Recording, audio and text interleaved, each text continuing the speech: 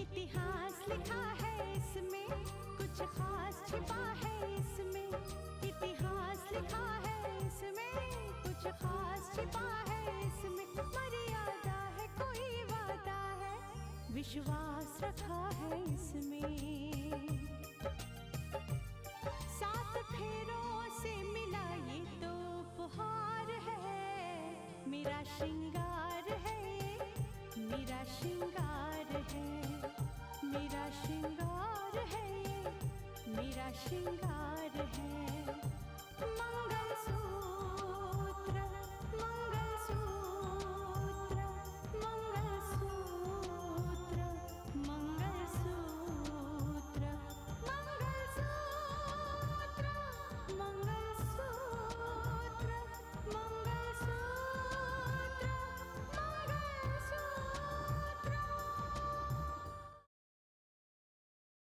तुमने ब्लास्ट करके गुलशन को मारने की कोशिश की थी। तुमने अपने हाथों से शेर सिंह का कत्ल कर दिया। हमारा सिर तो फख्र से तभी ऊंचा होगा जब तुम वही नौकरी फिर से ज्वाइन करोगे। मैं भी यही चाहता हूं कि तुम ATS दोबारा ज्वाइन कर लो। वो कल भी जो कुछ कर रही थी ना, अपने बदले के आग में कर रही थी। आज भी जो कुछ करेगी अपना बदला पूरा करने के लिए। जज साहब, अगर आपकी बेटी दो शादी कर सकती है तो मैं अपने बेटे की दूसरी शादी क्यों नहीं कर सकता? अपने बेटे की दूसरी शादी करके दिखाऊंगा मैं।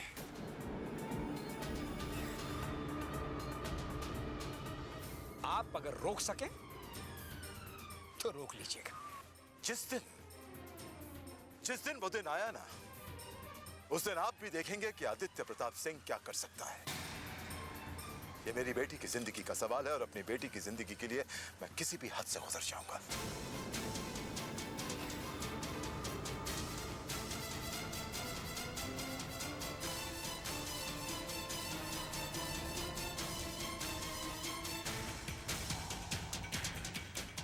लेकिन अफसोस की बात तो यह है कि रितिका मानस के बच्चे की मां बनने वाली, लेकिन शायद आपको इस बात का ख्याल नहीं। आप लोगों को ऐसा लगा होगा कि भगवान ने रितिका के हाथ में कैसा हथियार दे दिया है जिससे वो अपनी लड़ाई आगे लड़ सकती है।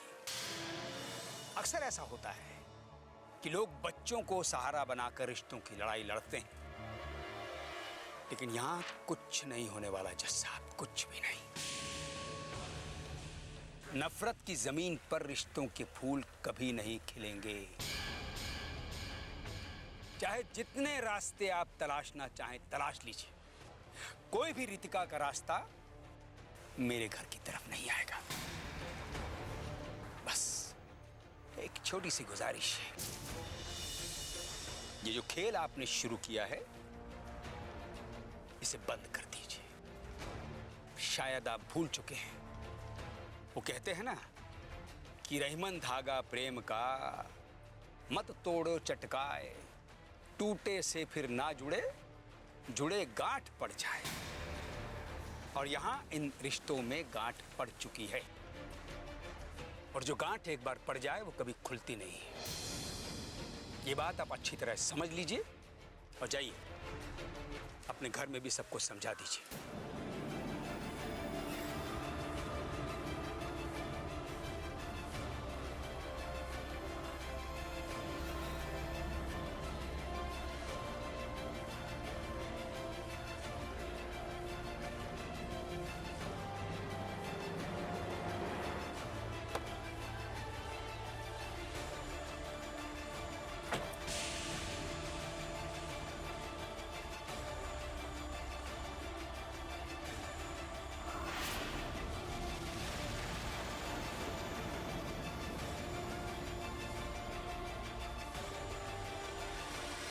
साक्षी का है, ये दुनिया का है। मैं किसी की कोई बात सुनना नहीं चाहता, बस।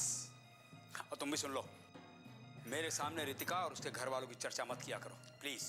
Dad please try to understand. मैं सिर्फ ये समझा रहा हूँ आपको कि जज साहब को हम यूं भी जवाब दे सकते हैं कि रितिका को अपने घर ले आए, उसके बाद उनके घर से रिश्ता हमेशा हमेशा के लिए तोड़ दें। लेकिन क्यों? क्यों मानस, क्यों? एक बार मैं उनकी विधवा बेटी को अपनाकर उन पर एहसान कर चुका हूं और आज तक मैंने वह एहसान जताया भी नहीं। उसका ये बदला मिला मुझे, ये सिला दिया मुझे। एक बार एहसान कर चुका हूं, दोबारा एहसान नहीं करूंगा। Dad, why don't you understand? Ritika का कसूर क्या है? हम उसे सजा क्यों दे डैड? वो जज साहब के घर की नहीं, हमारे घर की बहू है, हमारे घर की इज्जत है। अब क्यों नहीं सोचते हैं? नहीं सोच सकता, मैं ये कभी नहीं सोच सकता। जब भी मैं रितिका के बारे में सोचता हूं ना, मुझे आदित्य प्रताप सिंह की वो बातें याद आने लगती हैं जो उन्होंने मुझसे कही थी। किस कदर जलील किया था, मुझे बेइज्जत किया था। और तुम भी कान खोलकर सुन लो, तुम मुझे कभी नहीं मना सकोगे। डैड, जरा ठंडे दिमाग से सोचिए। रितिका हमारे घर के वारिस को जन्म देने वाली है।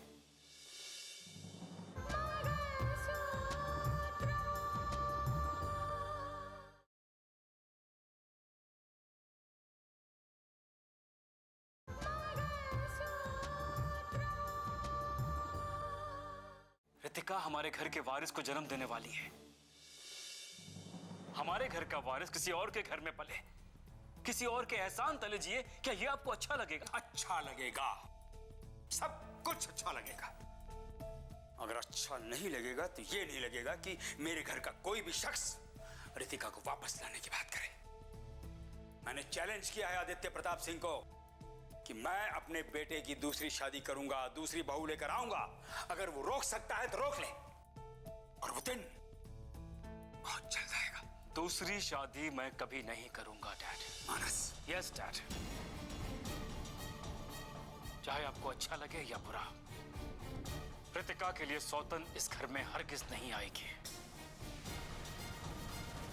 And I mean it.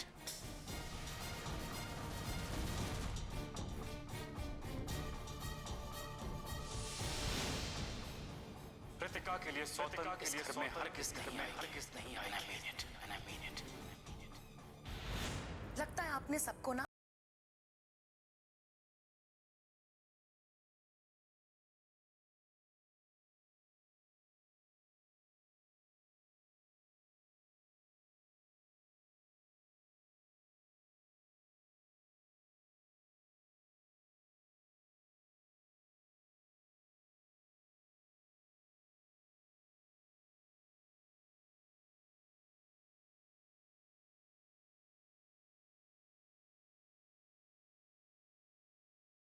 जी पर रघुवीर जी ने भाई जी को कितने ताने मारे।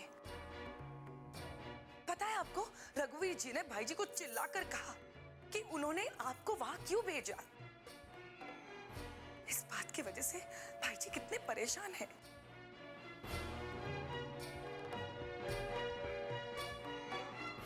लोग बोलने से पहले इतना भी नहीं सोचते कि तीर और तलवार के जख्म भर जाते हैं, लेकिन जुबान से जो शब्दों के तीर निकलते हैं ना, उसके जख्म कभी नहीं भरते।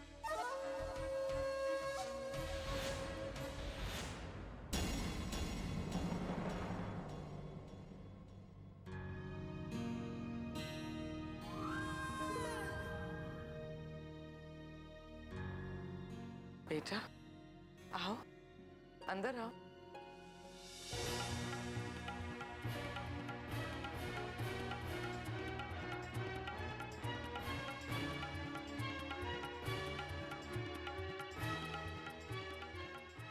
अभी आपने कहा ना कि जबान से निकले हुए तीर जो जख्म बनाते हैं वो कभी नहीं भरते। वाकई सही कहा आपने। मैं मानती हूँ बेटा कि भैया ने ऐसा कुछ कहा होगा जिससे आपको तकलीफ पहुंची होगी, लेकिन मैं आपसे एक बात पूछना चाहती हूँ, इसमें रितिका का क्या कसूर है? उसके होने वाले बच्चे का क्या कसूर है? रितिका, उसके मासूम बच्चे का वाकई कोई कसूर नहीं है, लेकिन नफरत की आग जो भड़की है उसे लांघना इतना आसान नहीं है, बहुत मुश्किल होगा। आप लोग जानते हैं, जिंदगी में पहली बार मैंने अपने डैड की बात नहीं मानी। उनकी मर्जी के खिलाफ यहां चला आया रितिका से मिलने।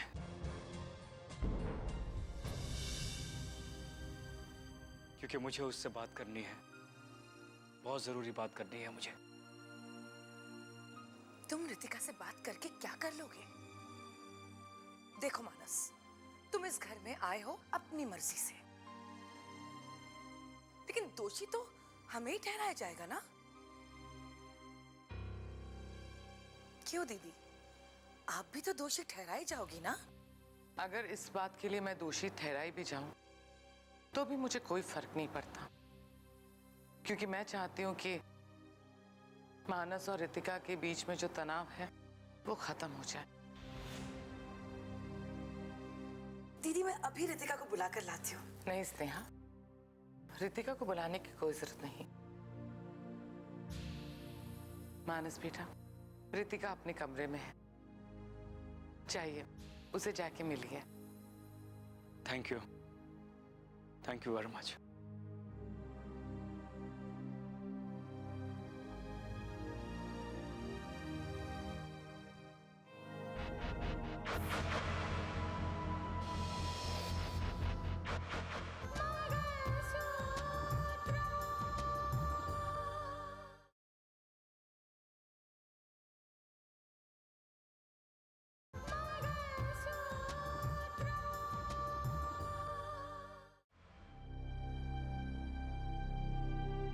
रितिका,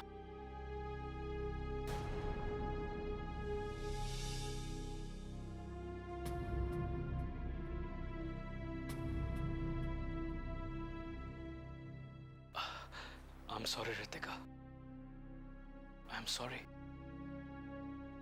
जब से मुझे एहसास हुआ है कि मैंने तुम्हारे साथ कितनी बड़ी नाइंसाफी की है, मेरी जिंदगी का चैन सुकून सब खो गया है रितिका। इसीलिए अपने ईगो को, अपने अहंकार को छोड़कर मैं यहां तुम्हारे घर चला आया तुमसे माफी मांगने। मुझे माफ कर दो रितिका, मुझे माफ कर दो। प्लीज मानस, मुझसे माफी मत मांगो। मैं चाहकर भी आपको माफ नहीं कर पाऊंगी। मुझे नहीं पता मैं अपनी जिंदगी किस तरह से जीऊंगी भी या मर जाऊंगी, मुझे कुछ भी नहीं पता। लेकिन मुझे एक चीज पता है, मैं आपको माफ नहीं कर पाऊंगी। ये तुम क्या कह रही हो रितिका? अगर तुमने मुझे माफ नहीं किया तो मैं जिंदगी भर खुद को माफ नहीं कर पाऊंगा रितिका। और अगर आज मैंने आपको माफ कर दिया ना मानस, तो मेरा ज़मीर मुझे कभी माफ नहीं करेगा। तुम्हें क्या हो गया रितिका? तुम क्या कहे जा रही हो? और क्या कहूं मानस, क्या सुनना चाहते हैं आप? यही सुनना चाहते हैं कि मैं आपको माफ कर दूं? ठीक है, आपको मेरी माफी चाहिए ना, मैं आपको माफ कर देती हूं, लेकिन बदले में आप मुझे वो सारी चीजें लौटा पाएंगे जो मैंने खोई है आपके एक छोटी सी गलती की वजह से। शक आपने किया, इल्जाम आपने लगाया, रिश्ता हमारा टूटा मानस, और इस सदमे की वजह से मेरी मां चली गई, मर गई वो। लौटा पाएंगे आप मुझे? लौटा पाएंगे मेरी मां को? नहीं मानस, मां की मौत हुई और सब लोगों ने मुझे कसूरवार ठहराया, कहा कि मैं जिम्मेदार हूं, मेरी वजह से मां की मौत हुई। उस सदमे की वजह से मैंने अपनी नौकरी खोई, अपना सम्मान, अपनी रेपुटेशन, सब कुछ तो खो दिया मैंने। क्या बचा है मेरी जिंदगी में अब? वो सब कुछ लौटा पाएंगे आप मानस? नहीं। बड़ा आसान है माफी मांगना, आप माफी मांग रहे हैं, मुझे मुझे वो सारी चीजें चाहिए, मुझे मेरी माँ चाहिए, लौटाइए। नहीं कर सकती मैं आपको माफ, नहीं कर सकती। Please Ritika, please. मुझे एहसास है मैंने क्या किया है, बहुत बड़ी गलती हो गई मुझसे। मैं वो सब कुछ नहीं लौटा सकूंगा। मैं तुम्हारा गुनहगार हूं रितिका, जो सजा चाहे मुझे दे दो। मैं कौन होती हूँ आपको सजा या कोई भी इनाम देने वाली? मैं तो खुद सजा भुगत रही हूँ, तिल तिल करके हर रोज मर रही हूँ, और हर रोज यही सोचती हूँ कि मैंने किया क्या है, क्या कसूर था मेरा, क्यों शक किया मानस आपने, क्यों इल्जाम लगाया मुझ पर, क्यों मेरे पतिव्रता होने पर आपको शक था, मेरी पवित्रता पर क्यों सवाल उठाया आपने? मैं आज तक नहीं समझ पाई। हर रोज सोचती हूँ क्या गुनाह किया था, लेकिन मैं समझ नहीं पाई। लेकिन फिर भी मुझे सजा मिली ना मानस, आज भी भुगत रही हूं। तुम्हें पता है मानस, जब तुम्हारे घर पर मैं दुल्हन बनकर आई थी तो बहुत सारे ख्वाब सजा कर आई थी। अपना आत्मसम्मान, स्वाभिमान लेकर गई थी वहां पर।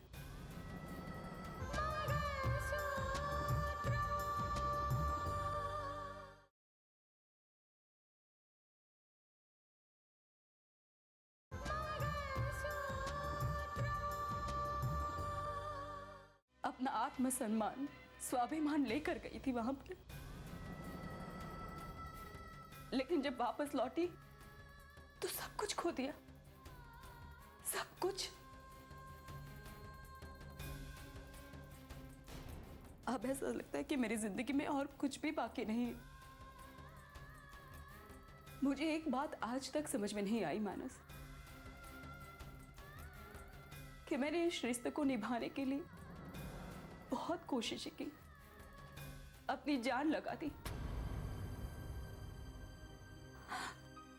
मैं कभी नहीं माफ कर सकती आपको, तुम्हें कभी नहीं माफ कर पाऊंगी, मैं कभी भी नहीं माफ कर पाऊंगी। जाओ।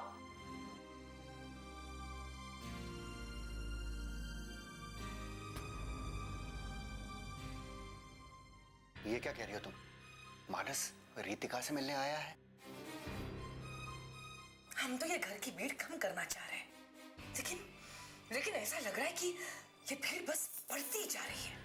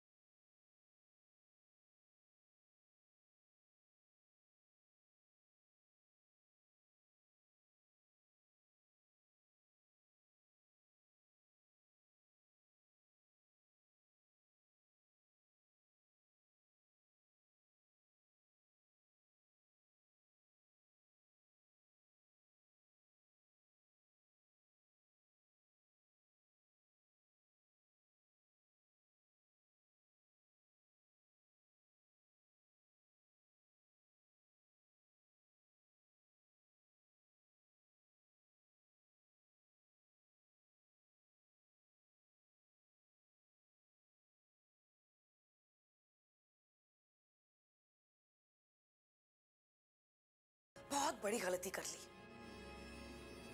क्योंकि वो दिन रात एक करके इस घर को संभालने में लगी है। जब तक मेरे बस में था तब तक मैं दीदी को इंडिया आने से रोकता रहा, लेकिन हैरानी की बात यह है कि इस घर में हुए एक एक हादसे की जानकारी उन तक पहुंच रही थी। भाभी की मौत के बाद वो काफी परेशान थी। ऐसे में दीदी को मैं कैसे रोक सकता था? दीदी को इस घर में आने से हम रोक न सके, लेकिन आप जल्द से जल्द दीदी को इस घर से बाहर निकाल दो। हमें ऐसा कोई इस घर में नहीं चाहिए जो हमारी चाल को काट सके। आज मानस यहाँ आया और उसे कावेरी की वजह से रितिका के साथ बात करने का मौका मिल गया। और मेरे लिए सबसे बड़ी मुश्किल बात तो यह है कि मानस कहीं अपनी जुबान ना खोल दे कि उसके और रितिका के बीच दीवार खड़ी करने वाली मैं हूं।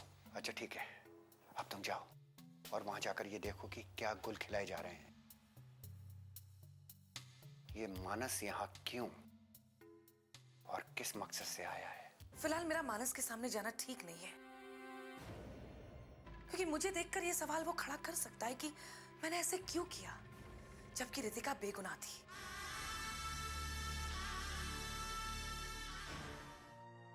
मैं तो यहाँ रितिका से माफी मांगने आया था, क्योंकि मुझे महसूस हुआ कि गलती मेरी है। उस पर शक करने की मैंने गलती की, जिसके लिए मैं मन ही मन बहुत पछता रहा हूं। लेकिन आप जानती हैं,